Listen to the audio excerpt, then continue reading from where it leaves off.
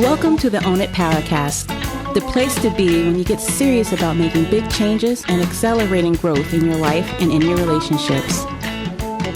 Finally create the life you've always wanted, living life on your own terms. Learn how to take your fear and turn it into powerful choices that will create sustained change. Now your host, Mary Baker. Hey everyone, welcome back to the Own It Powercast, a place where you can come to get what you need to move yourself forward. Hey, it's Mary Baker, and welcome to episode 79, Finding Hope and Motivation. So today, we're actually doing a Q&A episode with Margaret Williams. Margaret Williams is the coach that I had on several episodes back, and she and I are answering questions that you guys have sent in or we have gathered from our own coaching clients, just the typical questions that people bring up early and often. So we thought that would be really cool to just have a conversation and answer some of those questions you sent in. So thank you so much to those of you who have let me know what you would like answered.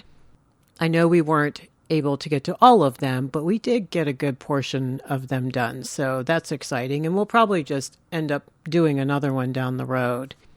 So for those of you who aren't familiar with Margaret, she is a life and career coach, and she has worked for the Army Corps of Engineers for years, and that has taught her a lot and taught her a lot about leadership and management and motivation and change. And so what she loves to do today is to help clients get out of their own way, especially focusing on cognition and changing habits to get people where they want to go.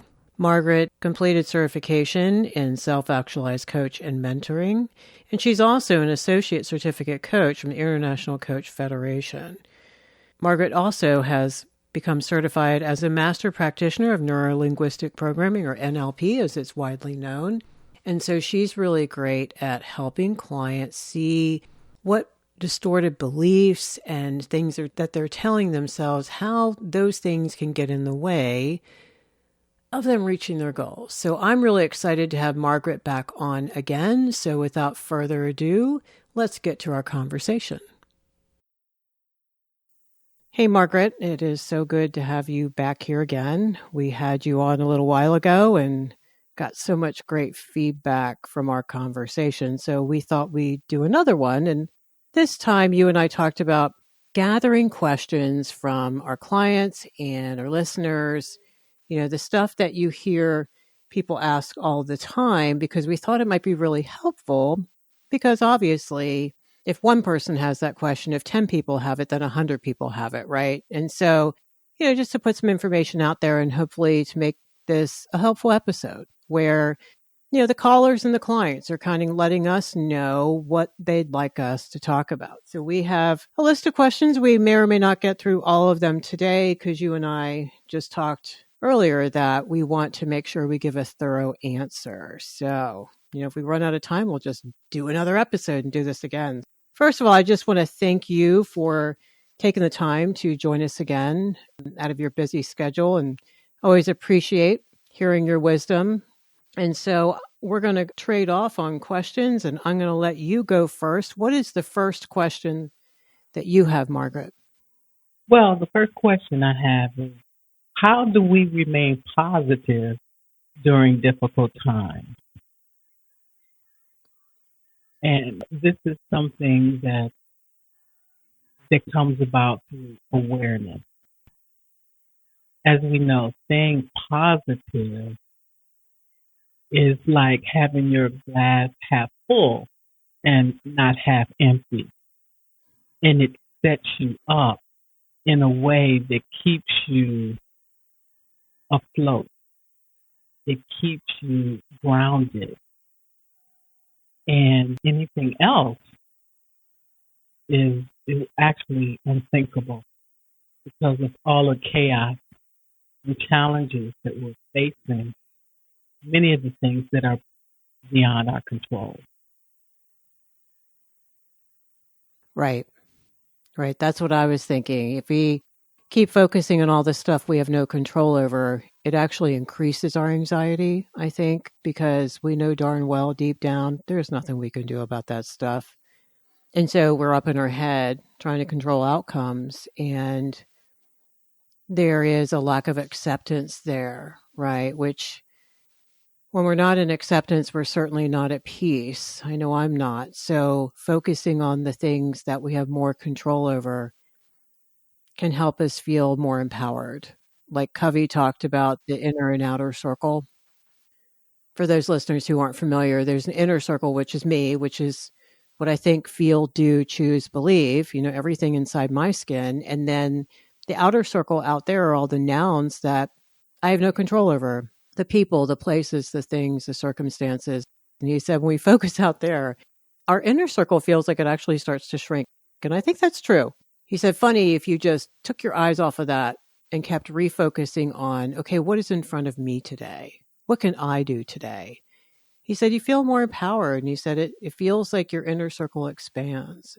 So I agree with you. I think that is a great way to look at it. And you're saying to stay positive is really, really important, because when we feel disempowered, we start to feel desperate. And I think we don't make great decisions either. Absolutely. Absolutely. And on another note, we interject our feelings onto other people, even without speaking a word. And negative energy or positive energy, it expands. And it can be motivating or demotivating. So we need to keep that in mind. Even our pets can see that. Our children, our husbands and wives. We need to keep that in consideration. Oh, I so agree. Yeah, it's a really good point that you bring up. And especially little kids can pick up on our energy because they're still very intuitive. When they're 7 and under, they're still relying on a lot of their senses, right? Instead of their logical left brain. And so that's really important. Absolutely. And for children and pets, and even our spouses, people have a tendency to internalize them. They don't necessarily speak on it, and it's just like a pressure cooker. Yeah. Continue to, add fuel or add the heat, and eventually it's going to explode. Good point. So a lot of that stress, a lot of that negativity, there are some real consequences that I don't think we think about. I think we get so wrapped up in what we're stressed out about, right, that we don't think about the impact, the energy we bring in the room. And I think it's an unintended net effect on those we care about. But I think, like what Oprah used to have a sign on her door said, you're responsible for whatever energy you bring in this room. And I love that, so it's good to be mindful of that. So that's a really good segue into the first question that I have. And I talk about this stuff with clients all the time, probably because they're reaching out for, assistance because they're struggling with control issues. And the question I get all the time is, Mary, I see now that I have control issues, right? It took them a minute to even get to that admission because no one wants to admit they're controlling, right? And so Absolutely. They said, but where do I begin working? Like, I don't even know where to start. Because if you have control issues, you probably get overwhelmed pretty easily, I think. I think that's part of the package. And so first place I always go is boundaries, because first we have to delineate, okay, what's within your control, Margaret, like you were talking about a moment ago, and what's in the other column, where is there anything you can do about that today? Really? Can you make someone think or do something differently? Can you make it stop raining? I mean, can you, is there anything that you can do? And if the answer is no, just like following the flow chart, it's back to yourself. Okay, what's in front of me? What can I control? The other aspect, though, is I ask people to sit there for a moment and label the fear. Okay, you want a certain outcome to happen. What is your underlying fear or set of fears that are driving that? Because control is all fear-driven. So, what if that person doesn't do what I need them to do? What if the situation doesn't turn out the way I want it to? there's a fear that it's not going to be okay. It's going to be a mess. I'm not going to be okay. And what's tricky is a lot of times that's true. I mean, there are some big situations that people have going on, and there's some serious consequences if their spouse doesn't get their act together or if their kid fails out of school, right? And so I don't try to convince them that, no, you shouldn't be worried about this. Instead, what are your fears? And here comes the grief work, that's surrendering to what is. We have to do the grief work and then decide, okay, what can I do here? So I think there are a lot of aspects to it.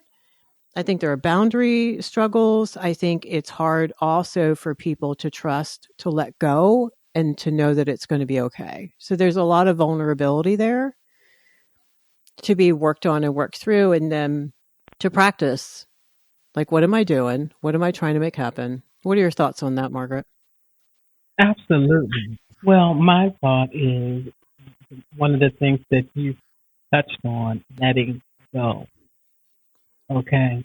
Because we don't have control over a lot of things in our own life.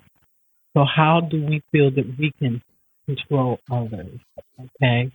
And looking back, at childhood situations, people have a tendency to want to control so they can control the outcome.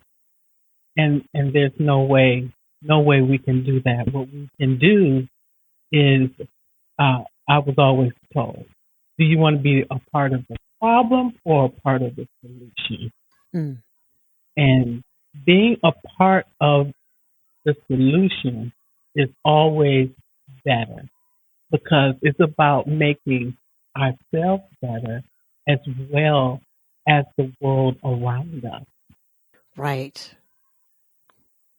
So when we keep this in consideration, how you approach the situation is not through control, but through love, through unconditional love, through not putting unreal expectations on others. And then that's when disappointment comes in. And just going with the flow and seeing how things develop. Because each of us have a lesson to learn. And so we need to be a part of that process and see how people develop and how people grow from the experiences they go through.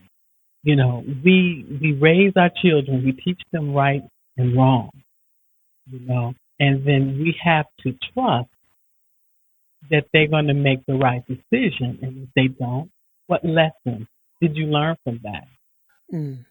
How can you do things differently in the future?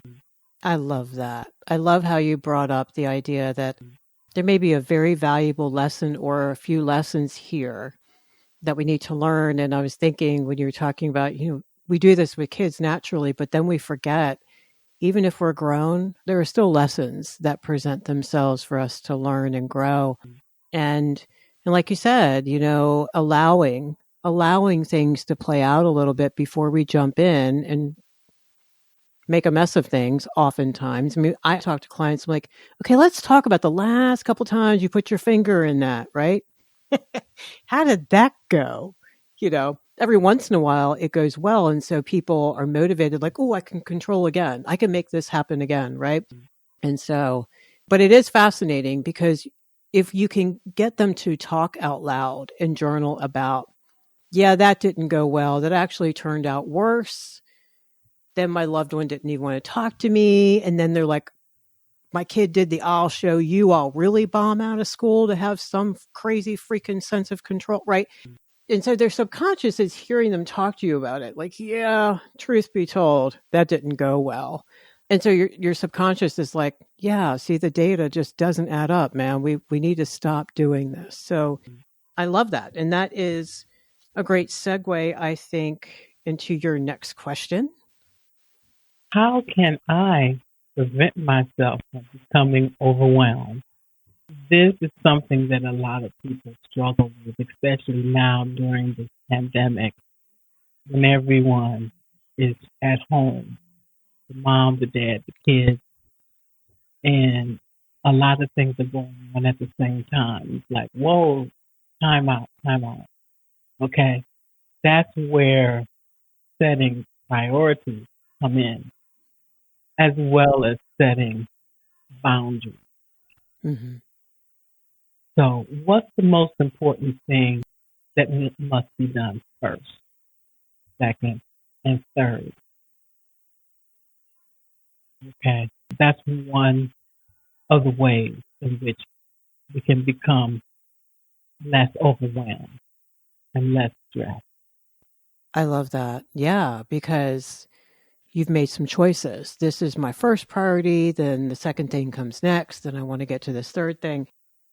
And I always think of it in terms of I'm moving from, like the limbic system in my brain, right? The reptilian brain, fight or flight, looking out there, fear, fear, fear. Oh my gosh, I can't do any of this. That's why people get paralyzed, right? Clients tell me, they're like, I can't even get off the couch. I don't even know where to start. Absolutely. It's that fight or flight or freeze. And so when we start deciding what matters most and why, I think it gets us into the prefrontal cortex where we're making decisions. And I think it calms down. I mean, this is my non-scientific guess.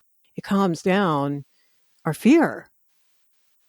It really tells, our brain, like, it's okay. I got this. No bear is going to eat me right now. At least not at this moment. I got this. And then I think we can also think more clearly, right? Yeah. Because you can't think clearly when you're in fight or flight. I can't. Right. So I love how you said that. Prioritization is everything. And then we're also organizing the chaos. I'm going to do this first, then I'm going to do that, and then I'm going to do that.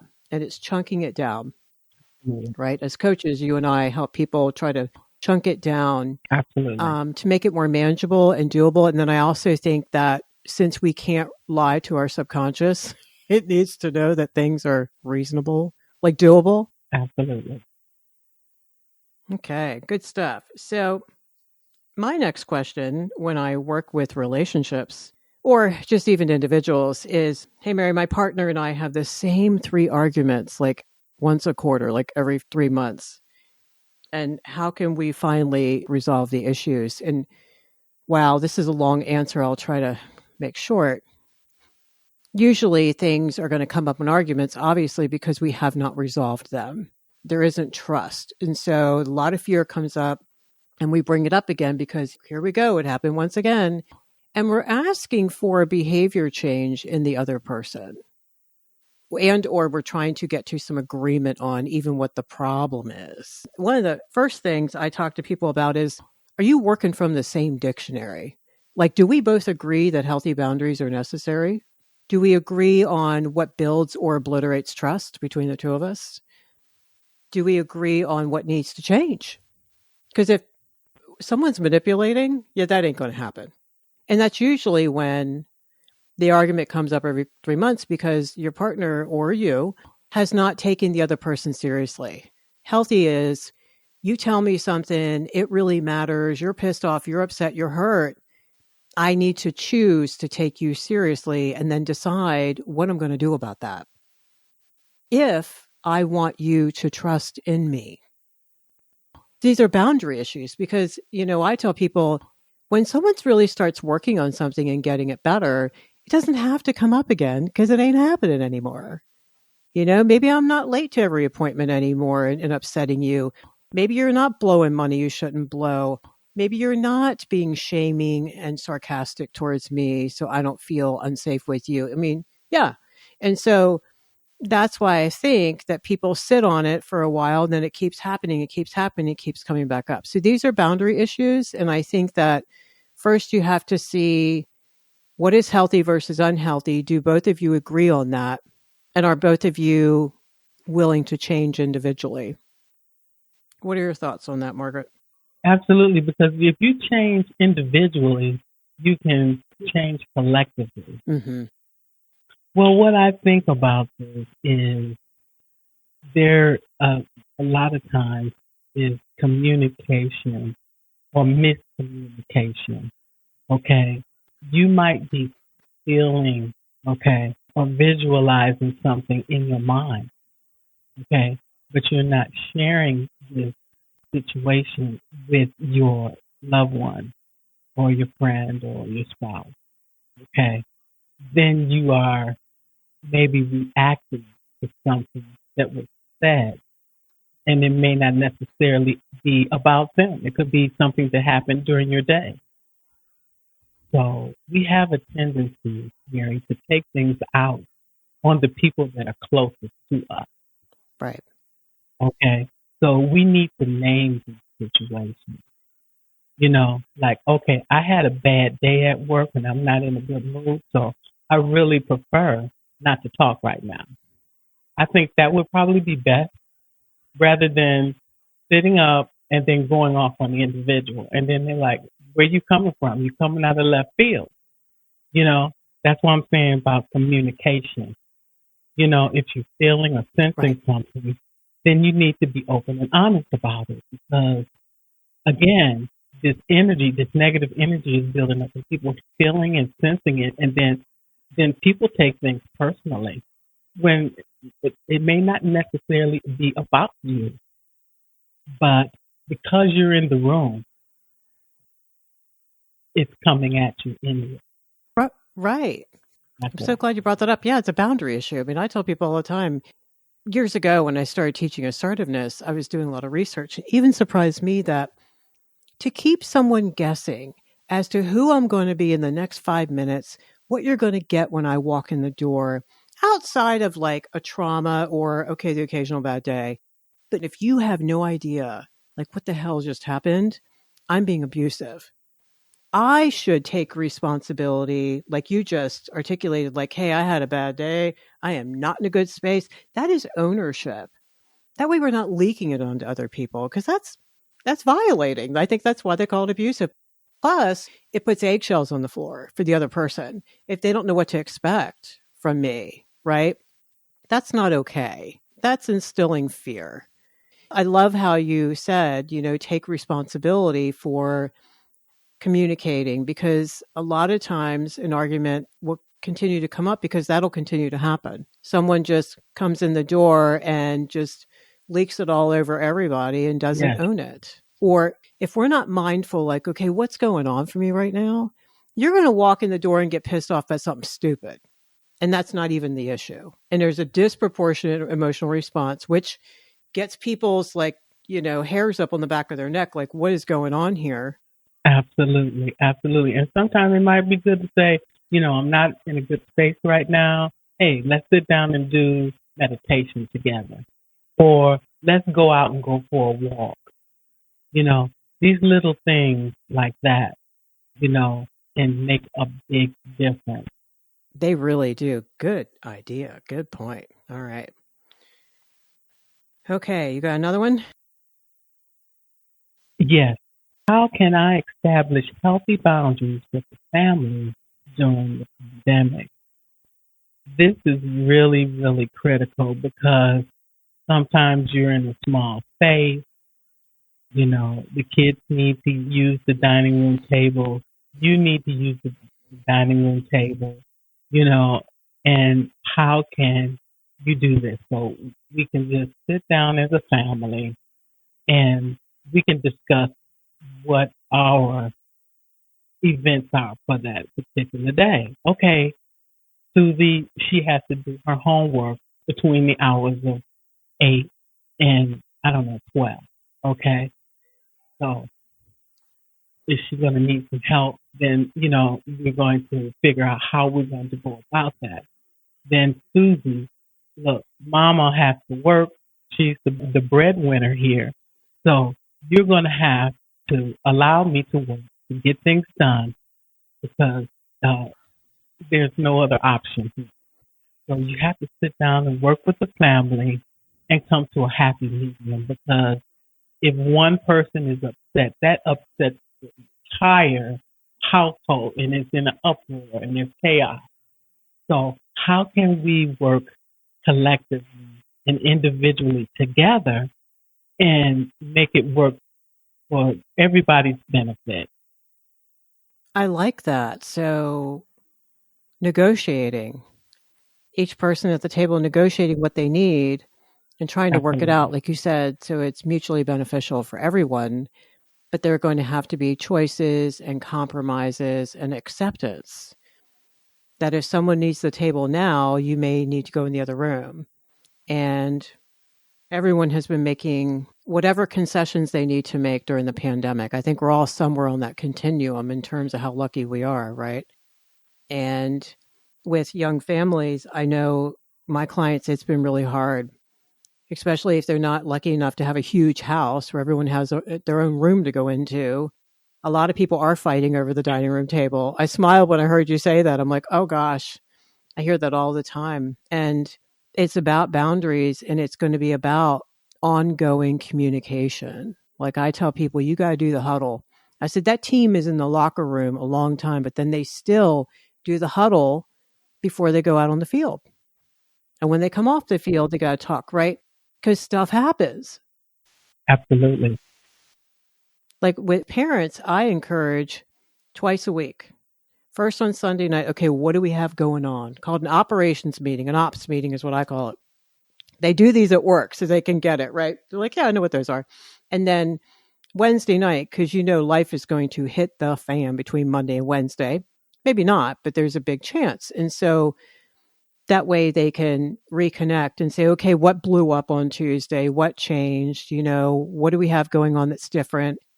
And that really keeps the machine running more smoothly. And I think that's what you were speaking to. How do we, you know, kind of do crisis management in a way, but how do we maintain boundaries with each other? Because otherwise it gets so stressful.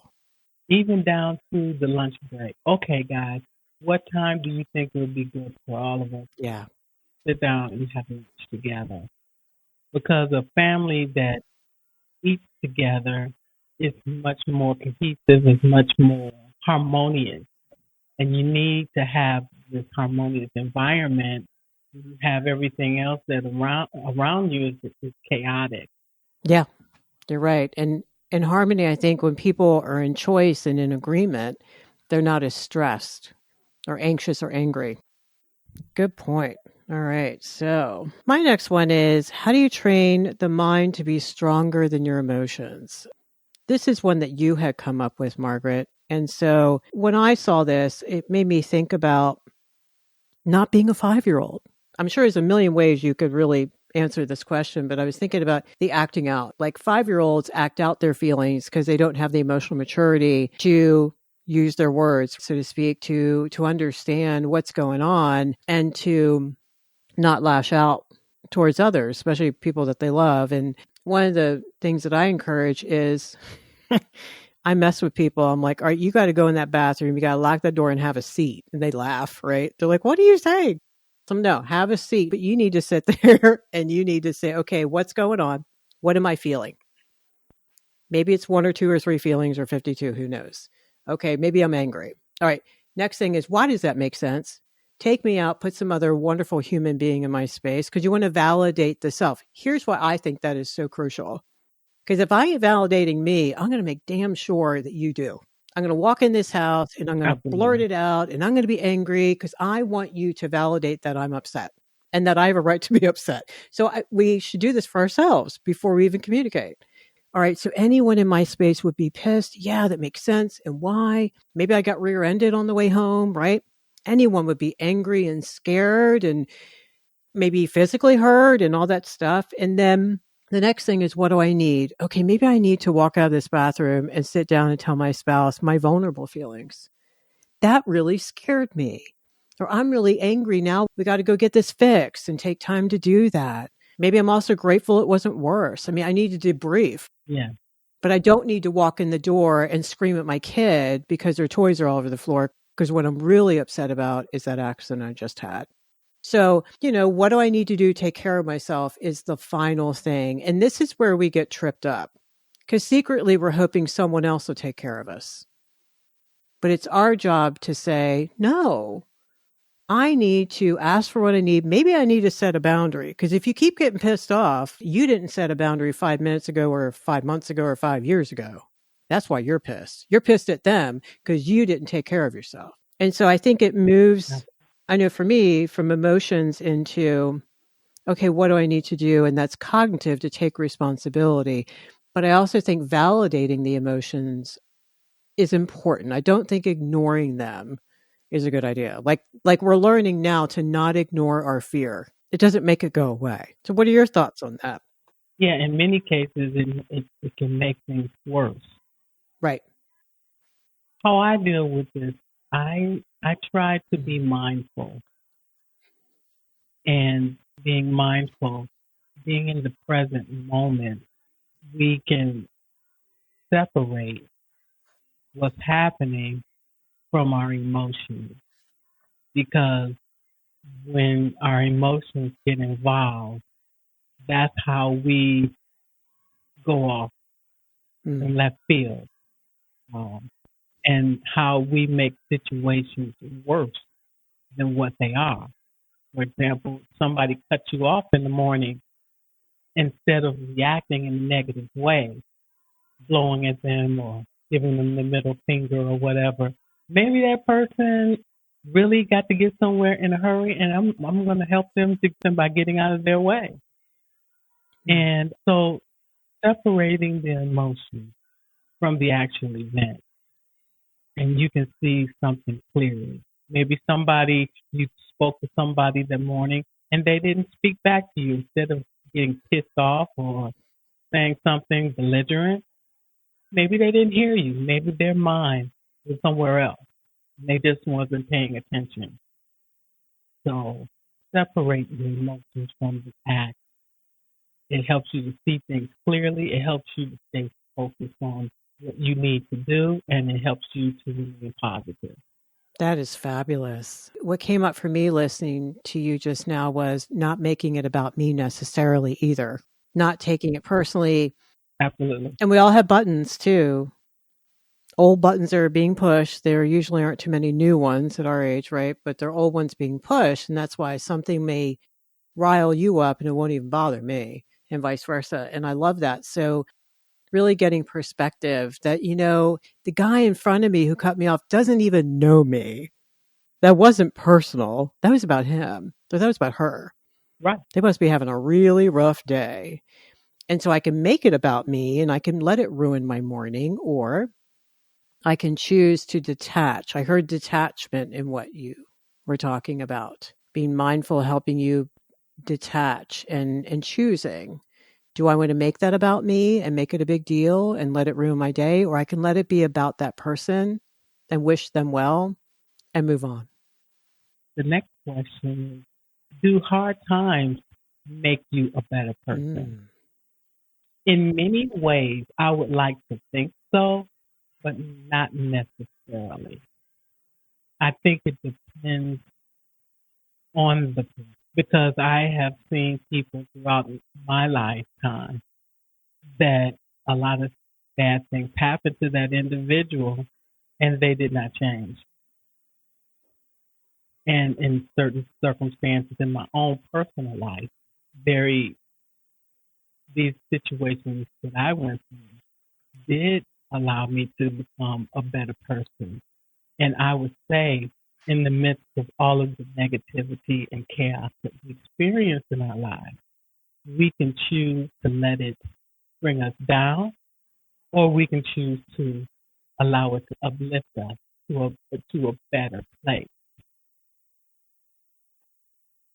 Even we can turn a bad relationship that we may have been in, and we can look at areas of that relationship which allowed us to grow mentally, to allow us to realize our worth when the other person didn't. We can realize that in spite of all the negativity and chaos that individual brought into our lives, that we were able to rise above it, and we got enough strength from it to walk away from it. Profoundly said. Yeah. And I think if trauma is not healed, if we don't find a way, like you said, to choose to live differently because that really impacted you. Like, maybe I don't want to be the parent that my mom was, kind of thing, or I never want to treat people the way I was treated. But if it's not looked at or healed, then it can really stay with someone. I mean, I don't think if trauma is not worked on, I don't think it goes anywhere. I think it continues to impact us. Unless, like you said, we make a decision point around it. And unless it actually motivates us to live differently or to go help people who are struggling with what you struggle with because no one helped you. I mean, many stories of purpose-driven lives come from that experience. As a young person, it imprinted us. It became defining moments, right? I think that do I play victim forever? Am I a victim of this forever? Or do I make some choices around it, like you said? Absolutely. But I do agree, just like when I hear all the time, well, kids are resilient. I get a little frustrated. I want to turn around and say, do you know how many adults that I've sat with over the years as a counselor and a coach? And we can connect the dots, how their childhood is still hurting them today, how they still can't create good relationships. They keep picking people to abuse them. So no. Are kids resilient and adaptive? Absolutely. Do their scars matter? Yes. I think they carry them, like you said. Okay. Next one is, what is the best way for me to hold myself accountable? I love that. I read something this morning. It said, the hardest boundaries to maintain are the ones you set with yourself. Oh, amen. Isn't that true? We're so willing to hold everyone else perfectly accountable, right, in our lives, hilariously. They're not allowed to slip up. They're not allowed to make a mistake. But it's harder to hold ourselves accountable. And I think for me, I look at, when I work with clients, it's like, okay, first, where's your why? Like, this has got to have a why behind it, or you're not going to maintain it. It can't be for anyone else. It can't be because you want to look good. You can't do it for an external reason. It's got to be, I want to do this because I can't have any more reservations around it. Can't do any more yeah buts. If I'm ambivalent, I'm not ready. Not ready to pull that trigger. The process of getting ready to be ready is huge, big part of the process, but it means you're not ready. And a lot of this goes down to, I think, core beliefs that are driving the bus, whether we're aware of them or not. Because if deep down, if I don't think I deserve to change, I won't sustain it. I won't sustain the effort, rather. I'm not going to hold myself accountable. I'm not going to go tell people, hey, I'm trying to get healthier, love me through this, check in with me. Because if I don't trust myself either, if deep down I don't really trust myself to not procrastinate or not finish something that I start. So if I don't have belief in me, I'm not going to go tell other people, first of all, because I don't want them to ask me a month from now, hey, Mary, how's that going? I don't want to answer, yeah, I stopped doing that. I said I really, really wanted to do it, and I was all gung-ho. But it wasn't real. And I think that also, too, commitment and follow-through can be very scary, especially for perfectionists, because what if it's not the right choice? Commitment is risk. But I don't think people can have good self-esteem without commitment and follow-through. Because they can't believe in themselves, right? And so the other thing is that I would say, before I hand this off to you, Margaret, is you can't do this alone. You can't just rely on your own. Like, yeah, I'll hold myself accountable. I think we need loving mirroring around us. And we need some people in our life that we, tell on ourselves to. We don't tell them what we want to tell them. We tell them the truth.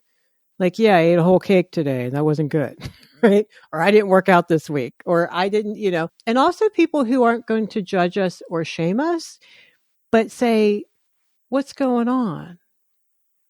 Mary, you said you really wanted to do this. Do we need to talk about this? Because there's something in the way for you.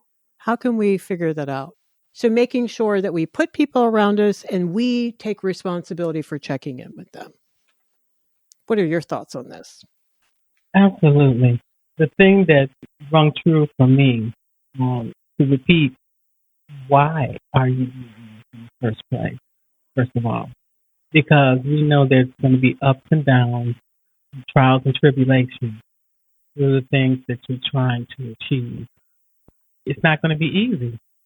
And if it was easy, then everybody would be at their ideal weight or have a full bank account or whatever it is that you're trying to achieve.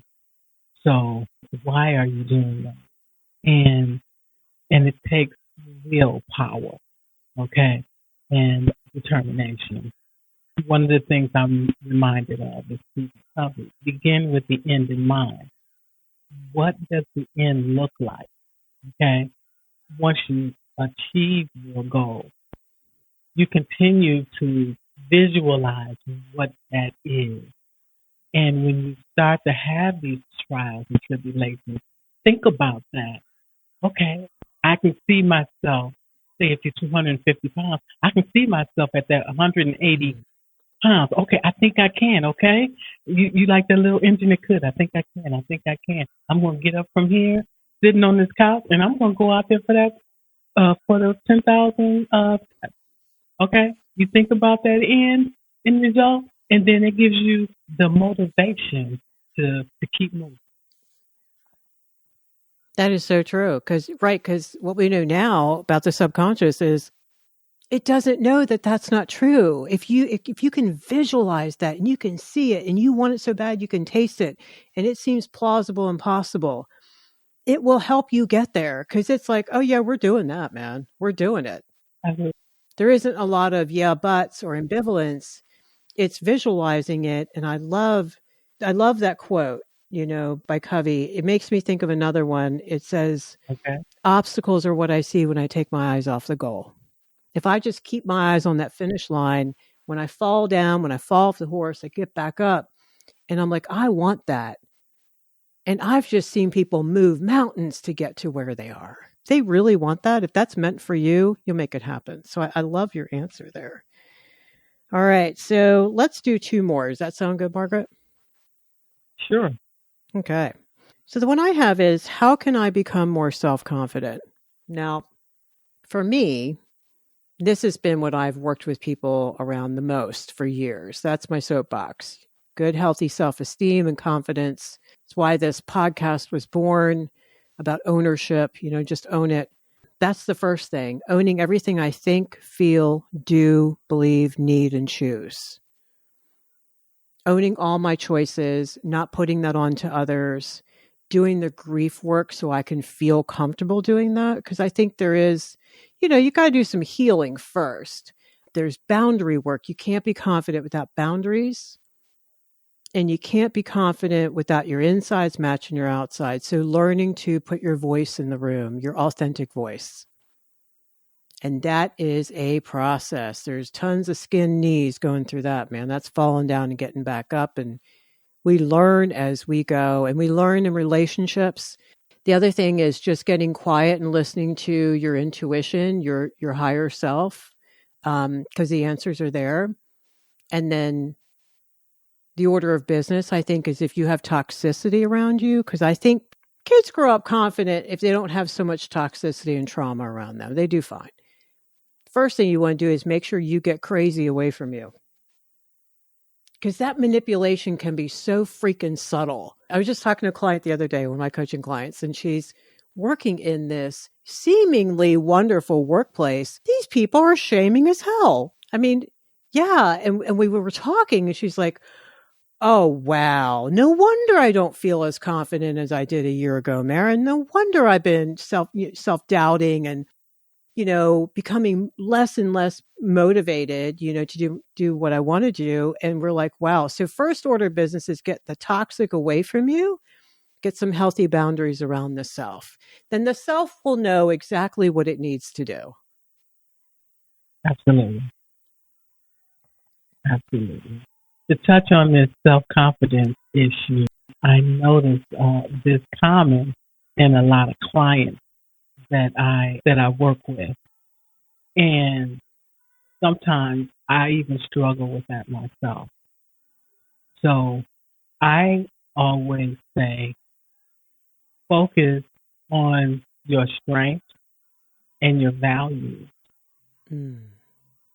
And by focusing on these things and the things that you do well, that automatically boosts your self-confidence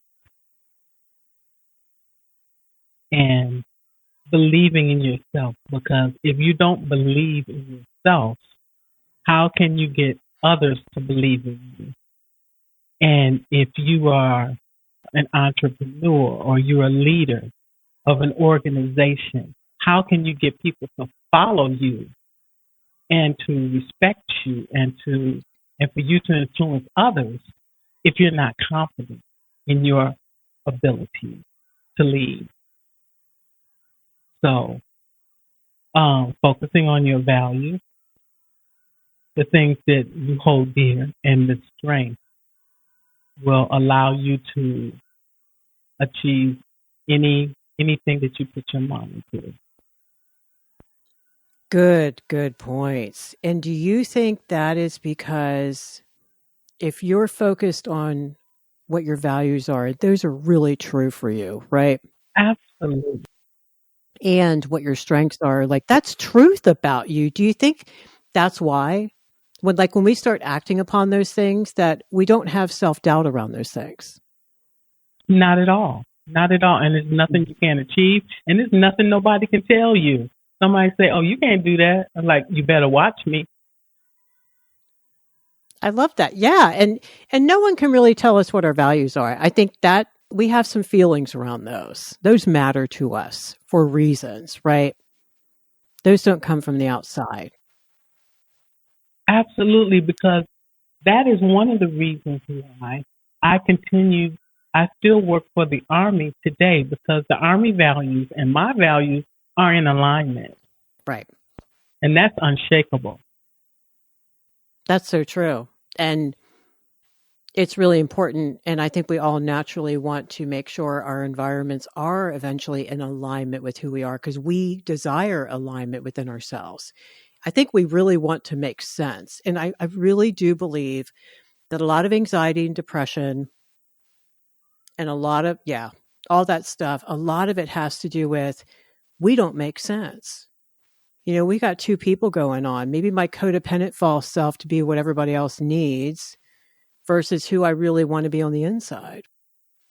When we don't make sense, our mental health and physically, we'll start having issues, migraines, GI issues, panic attacks. I mean, I just see it all. And then I see that stuff dissipate naturally as people do what you said. Just start, stepping out and taking a risk and being who you are. It is the crux of every hero and the journey story, every epic movie. That's why we love them, because they're us. And I also think that our subconscious starts witnessing, like you said, if you start just acting on your strengths, right? Just taking a risk, start doing some things you're good at, that builds confidence because there's evidence, right? Absolutely. Your subconscious is seeing the experiential data. Like, hey, I can do this. And I think that it empowers us to expand. Right. I think Dorothy on the Yellow Brick Road, right? She just kept going because the road started out really tiny, but then it opened up at some point and got her to Oz. So I love that. All right, the last one. What is the best way to develop good habits while eliminating bad ones? Ooh, that's a hot topic these days. And I know, Margaret, this is your forte, so I'm going to talk a little bit, then I'm going to hand this one over to you, actually. What I'm learning about the brain and working with clients as well as myself is we know today that we have neuroplasticity. We can create new neural pathways. But the older we are, the harder we got to work at changing some of the old ones. I do think that we don't like vacuums. And so if we have a bad habit that we want to get rid of, we want something to grab onto and replace it with, because I don't think we do well in the void. just like people will not leave a toxic relationship until they have a healthier one to grab onto. I just personally believe that. And this one is something that is very prevalent with clients. And I would say focus on developing the good habits. Start off with one in particular, because as you start to build that one habit, say for example, you want to start meditating every day, okay, for 15 minutes a day. As you start to do this meditation every day, then you will notice that your life is going to start changing in more positive ways, and the bad habits will start to weed away. Because anytime that you're shining a light on a situation, then you notice that the darkness is starting to dissipate, and you see things starting to grow, and you're getting motivated in other areas of your life. So start with that one habit. Once it becomes like thinking, like breathing, then you can start to add additional habits into your life.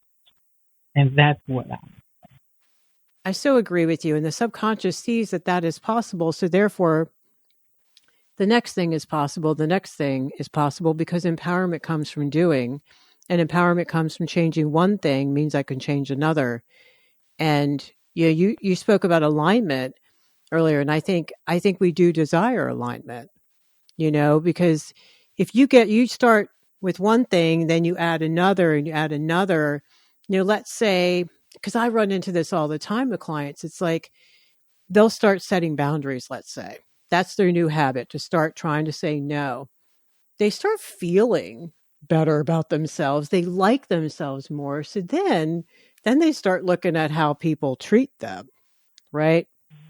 Right. Then they start working on that, and they start changing relationships. And then maybe they start looking how people treat them at work. And then maybe they find a different office to work at. And I love that, because it's also more possible just to start with one, like you said. Begin where you are. Absolutely. And that's more doable. Absolutely. When you work with clients, you need to meet them where they are and walk hand in hand with them on their journey. Yes. And helping them meet themselves where they are. Absolutely. And we have a lot of clients who are driven and perfectionistic at some point. So that's harder. They want to do it all, and they want to do it all overnight. Wow. Well, these are some really good questions. I think that I love listening to you because you bring up the other points that I either wasn't thinking about or, oh yeah, I forgot that part, right? And what's interesting is many of these answers are multi-layered, right? And multifaceted. There are different variables to think about in order to really resolve the issue, right? Which is what our clients want. It's what our listeners want. They listen to this podcast because they're ready to do some work on themselves and they're ready to change. They just need some guidance as to how to get started, or, what do I need to start thinking about? And that's why it's really good, I think, to be able to answer some of their questions. And I think that they can not feel so alone, That's my hope. Absolutely. Absolutely. So, Margaret, I want to thank you so much for joining me today and helping answer some really important questions for our listeners. And so, where can listeners find you if they want to do some wonderful work with you and get more of that great wisdom that they heard some of today?